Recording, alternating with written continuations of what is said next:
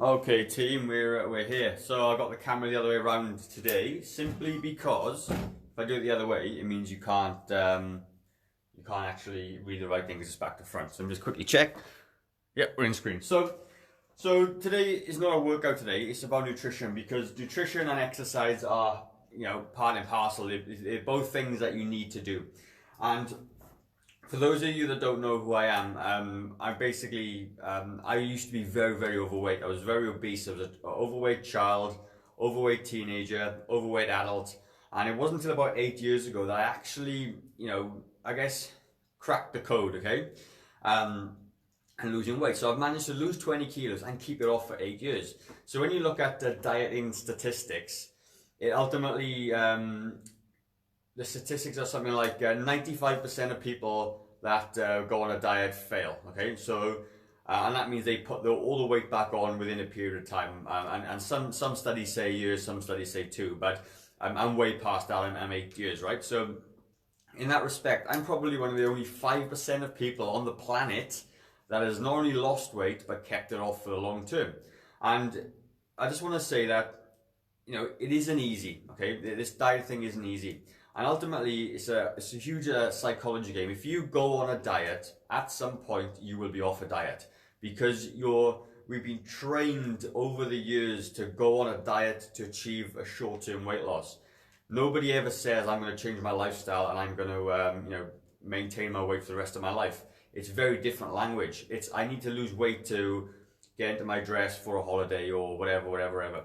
Now, with Growing Younger and our program and what we do here, a lot of people that come into our program have a different mindset. Now, I want to lose 5 kilos to fit into my my trousers or skirt or bikini for a holiday is very different to I've just had a health stay, I need to lose weight to be healthy and live longer. Those two mindsets are very different. And a lot of our clients that come to us have that mindset. They want to do this because life and it's forced them into taking action. But not only that, they have a very powerful why. I talk about why as why you doing what you're doing. And I run these little nutrition coaching classes with our clients. And I always say to them, why do you want to lose weight? And the first answer will be, so I can fit into my clothes. Okay, cool. But fit into your clothes. And then you come down to another level of why, and you say, because I want to look good for my partner and my spouse to go on holiday. Why do you want to look good for your partner on holiday? Because at the moment I don't like the way I look. Okay, why don't you like the way you look? Well, the way I look right now makes me feel unconfident, or makes me feel ugly, or whatever else. And when you break this down to the bottom, you come up with a why that is very significant, right? And it's worth more than I just want to lose weight to move into my clothes. And once you get to that kind of level of why, you then must remind yourself on a daily basis why you're doing what you're doing. So the days you don't feel like cooking a healthy meal, or the days you want to go to McDonald's, or the days you want to go and eat junk food, you must remember this why, okay? So that kind of puts it into perspective. So for me, when I first lost all my weight, I actually decided I didn't like being overweight anymore. I didn't ever want to be fat again. That was my why. And that why for the last 8 years has never changed. I never want to be fat again. Therefore, I will never be fat again, because I'm not going to do the things that will help me or make me get fat. Now, like I said, with a diets, there's lots and lots of diets out there. There's carb diets, keto diets, paleo diets, Weight Watchers diets. Look, they're all valid. They've all earned the right to be called a diet because they work. But what they don't do, they don't give you longevity. They don't give you the long-term success that we're after, because ultimately there's lots of people out there, done it myself, that you go on a diet, you lose the weight, you eat how you did before, put the weight back on, and sometimes you even put your weight on way above, right? So that leads then into, why does that happen? Well, when you go on a diet, you're following a diet plan, you're following the meals and the things, but you don't really know why you're doing what you're doing. And if you don't know why you're doing what you're doing, okay, you then, when you revert back to your old way of eating, you don't know what you did to lose weight apart from follow this plan. So the way I teach it is that ultimately all food is made up of 3 main components: proteins, fats, and carbs. Okay, and all those things together come together and they add calories to your diet. And we all live with calories. And if you're overweight, it just means that you're eating more calories than you're burning off. And people say this doesn't work. It does 100% work, and I tell you the reason why. It's an energy balance between how we're living, how we're eating, how we're moving. If you don't move and you eat lots of junk food, you instinctively know you put weight on. You know that. You instinctively know that if you cut calories and exercise more, you lose weight. It is this energy balance, but what people don't know is they don't know how many calories or how much exercise is contributing to to each component. So they're doing it blind, and it's the things that work short term don't work long term. Now, I've had this conversation with people before, and they say to me, "Oh, calories don't work. I don't need to track my calories," but they go on a low carb diet. Well, if you're on a low carb diet, all you've done is simply taken the carbs out of your diet, and you're now eating vegetables and meat, let's say. Well, what have you done? You've cut out a whole food group, which means that you've reduced your calories from this entire food group, so you lose weight. And the other thing as well is, you look at people in third world countries who are starving, none of them are obese. There is no such thing as starvation mode. Nobody is obese in a third world country. They're eating very little, they're very, very skinny. Now, what people get confused about starvation mode is more psychological, right? 3 things that happen to your body when you diet, okay?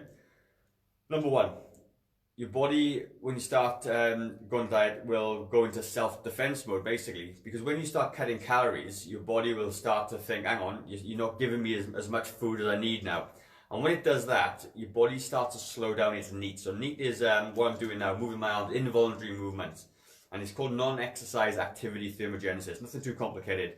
But when you start going on a diet, and when you start losing, taking calories from your diet, your body tries to defend it, okay? It doesn't want you to lose calories, because it's a self-defense mechanism. We know instinctively that we need to eat to keep energy. So if you go on a diet, you're force starving yourself. That's what a diet is. And what it does is your body will adapt to do that thing. So like number 1, it'll reduce your NEAT. And you will move less. You won't even realize you're not doing it, but you will just move less. You'll be less likely to want to do something. What else it'll do is your hunger hormones will start to change around a little bit. So now you're moving less. Your body's going, right, okay, you've reduced your calories by food. So what I'm going to do is now, I'm going to stop you moving. So you're going to move less to conserve some calories. When this goes down to a certain point, though, it's going to say, well, actually, you need more energy. So it's going to flip your hunger hormones over. Leptin and ghrelin are your hunger hormones, and it's going to increase them. And what that does then is your body will start to think, I need to eat more now. So now you're moving less and you're eating more. Then that's a signal that your body will tell you to do. So you all of a sudden now you're fighting against these instincts to stay on this diet.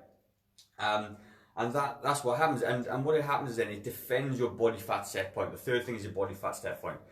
All of us have a body fat set point. Lots of us can stay the same weight consistently for a long time. And it's because your body likes to stay what it is. So if you're overweight, you kind of stay at that weight over time. You may slightly increase weight over time, but it doesn't come up, it doesn't expand really, really quickly. Ultimately, if you're slim as well, you stay the weight forever and ever. Now, I've been about 75, 70 kilos for the last 6, 7 years. Because what I do now, my body likes to stay what it is. If I go on a bit of a diet, it means I eat less calories, and it's really uncomfortable for me, so I never really go below that. So these are the 3 main things that happens when you go on a diet. Now, I just want to get rid of this myth that before we go into the main crux of it, that carbs make you fat. Carbs do not make you fat, okay? What carbs do, okay, they provide you with energy for your brain, they provide you energy for movement and exercise, and people say that if you eat too many carbs, it turns to fat. Now, the process of that is called de novo lipogenesis. It's very, very difficult for your body to convert carbohydrates to fat. Can happen only if you eat excess calories. So if you get your calories in control and your protein is adequate, which I'll talk about in a minute, you can eat carbs. You can eat your bread, you can eat your sweets if you want, and you can have your glass of wine if you want. If you know that, as long as your calories are accounted for, your protein is accounted for, not only will you be able to lose weight, you'll be able to maintain weight, you'll be able to build muscle, and you will have lots of energy, okay? Now, that is the kind of principle I'm going to go over today. So, to cover what a diet is, healthy. Now, healthy is different to everyone, okay? If you were in the Mediterranean, you'd have a very different healthy diet to you would in America. or New Zealand or Western countries or Eastern countries, okay? Healthy is something that we all instinctively know as fruits and vegetables and nuts and proteins and everything else, right? But ultimately healthy, you got to look from a mental health standpoint as well. If the foods you eat don't make you happy, if the foods you eat are so difficult to consume, it isn't healthy for you yet. So what you do is you eat every single day anyway. So all I'm going to talk about now is kind of manipulating what you already do to make it a little bit better so you can maintain this thing. So the whole purpose of the way I teach nutrition is literally, can you do it for the rest of your life? And if you can't do something for the rest of your life, don't even bother trying. It'll just cause you lots of heartache, lots of pain, right? It's rubbish. Now, easy solution. It isn't easy. It's simple in practice, harder to do. No, simple in theory, harder to do in practice, okay? So metabolism. Now, people always talk about I got a slow metabolism, I got a fast metabolism. Yeah, you probably have, and that's the handle you've been dished out, I'm afraid. So my metabolism might be faster than somebody else, but it's also slower than somebody else as well, because I can't maintain a six-pack, not that I want to. I can't do that because my metabolism isn't as fast. Now you can train your metabolism.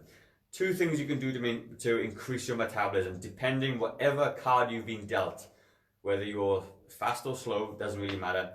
But if I'm going to talk to the slow metabolism people, because the slow metabolism people will blame their metabolism on being overweight.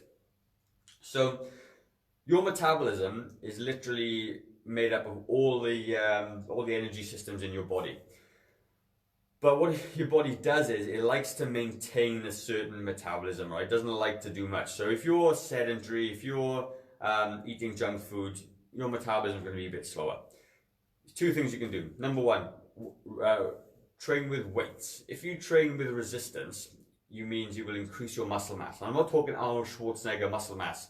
I'm talking a little bit of extra muscle mass. Because when you add muscle to your body, what happens is that you burn more calories at rest. Muscle is an active tissue. It needs calories to survive. So if you can put a little bit more muscle on your body, you will burn more calories at rest, popping your metabolism up a little bit. Now, if you eat more protein and fiber in your diet, I'm going to write this on the board because it's important. So I'll go number one, weight training. And this is true for everyone. This isn't T-I-A-I-T-R-A-I-N-G. Wrong, don't worry. This is true for everyone. Old, young, fat, thin, weight training. Number one form of exercise will help you build your metabolism. Number two, eat more protein and fiber. Fiber, terrible handwriting. So protein and fiber are very interesting things, okay? They both, so 30% roughly of both of these food substances, 30% of the energy in these things are used in digestion, compared to about 4% of carbohydrates, okay? So if you were to eat a 100 calorie bagel,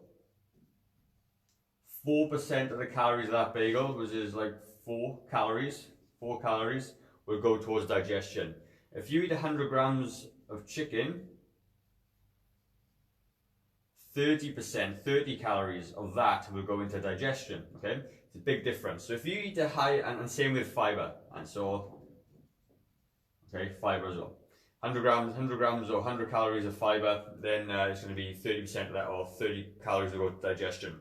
So if you do this and this every single day, and through all your meals when you're eating, 30% of those calories, or most of them, will go towards digestion. It will speed your metabolism up, okay? So if you do this consistently over time, you're going to be able to, eat a few more calories so you're not hungry all the time. And ultimately, you'll feel fuller because it's fiber and protein. You'll build more muscle because you're weight training, and your metabolism will speed up. Really, really important to do that. 101, right? Carbs. Okay, cool. So what I'm going to do now, I'm going to rub this off the board a little bit, and I'm going to go into some really basic protein carb foods, okay? Because it's important to know the difference to get you through it. Okay, so proteins, okay? Protein is essentially your meat sources. Okay, meat. Protein, you do get in beans and legumes. If you're vegetarian, you should eat those things, all right? But protein is your meat sources. So it's your chicken, your fish, your beef, your pork, and all those sorts of things, right? And if you find lean cuts of protein and have that with your meal, I'm going to show you how to divvy this up on your plate in a minute.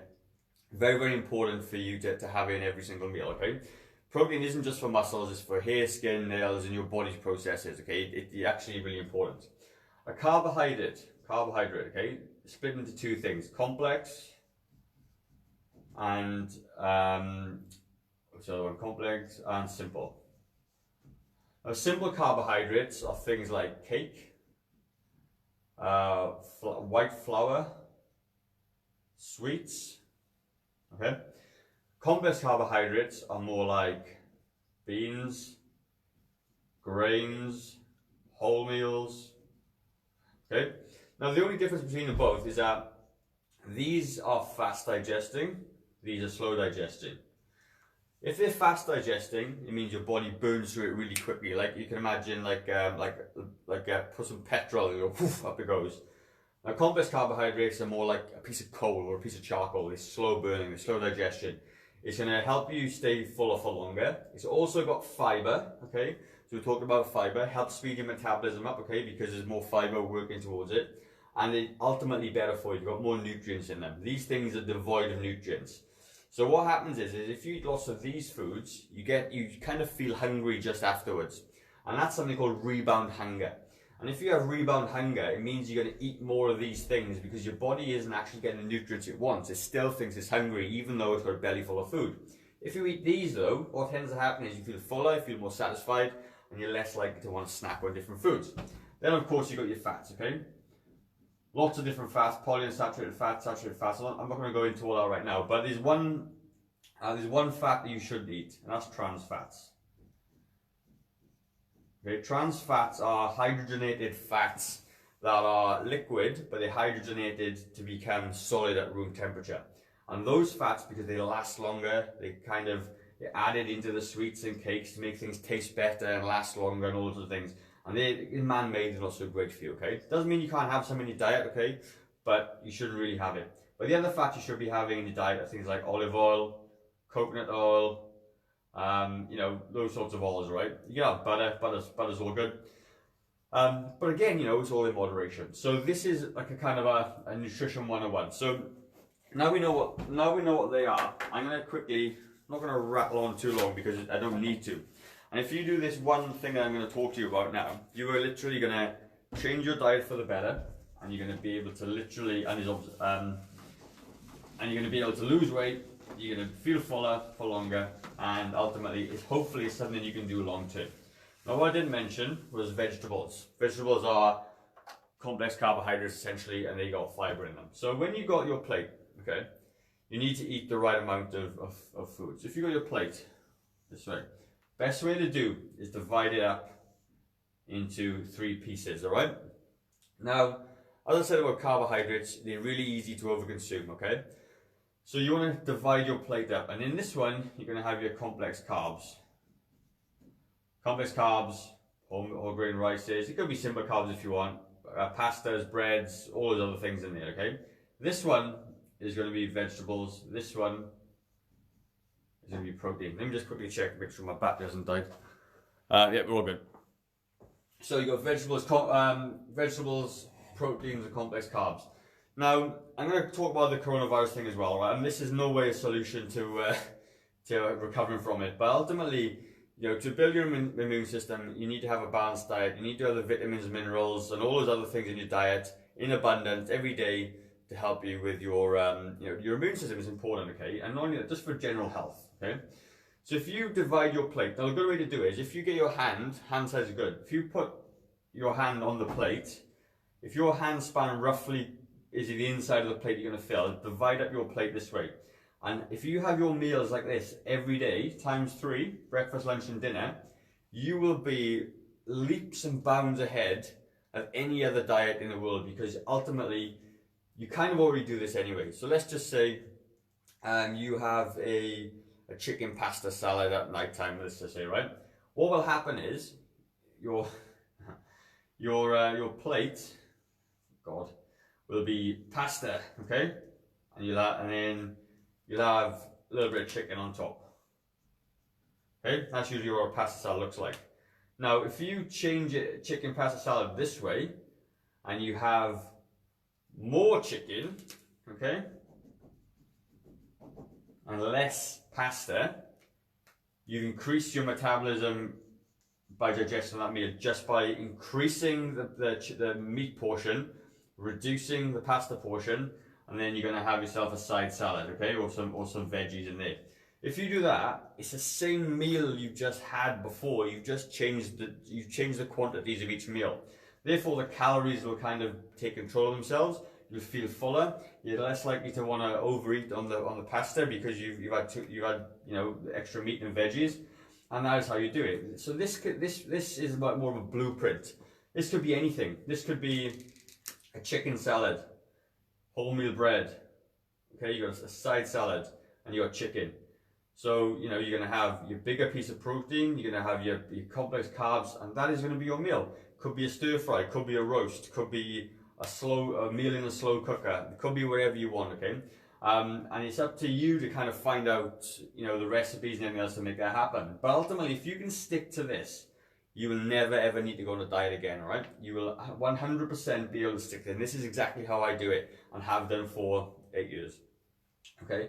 And that's pretty much it in a nutshell. It doesn't need to be complicated. You don't need to cut out whole food groups. Okay, you don't have to do anything crazy. You don't even have to